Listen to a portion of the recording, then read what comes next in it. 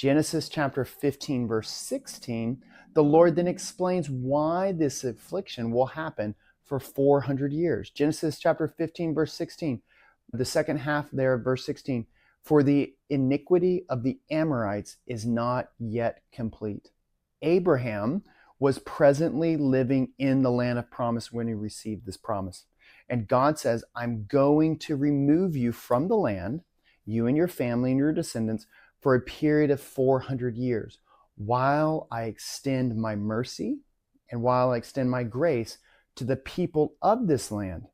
And I'm going to give them opportunity to turn to me before I bring you back into the land in a form of my judgment upon the sins of the people and remove them from the land. That is the reason why this waiting is going to have to happen. Abraham was well aware and familiar with the evil of the people of this land. He was well familiar with how evil they were. And he was familiar with what they did to babies, what they did to people who didn't look perfect or who were just, didn't like them. They just didn't like each other. Whatever it is, Abraham knew what they were about.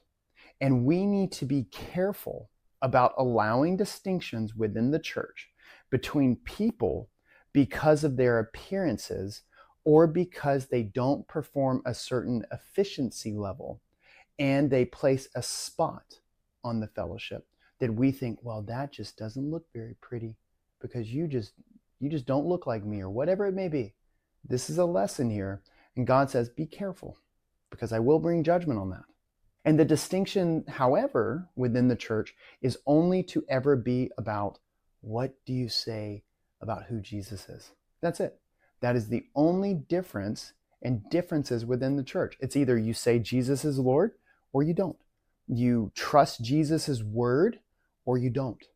If you don't trust Jesus' word, that it is perfect, that it is holy, sorry, but that is a part of Christianity. You're not a Christian. That is a part of being a Christian. And you have to love the Lord. You have to acknowledge him as God.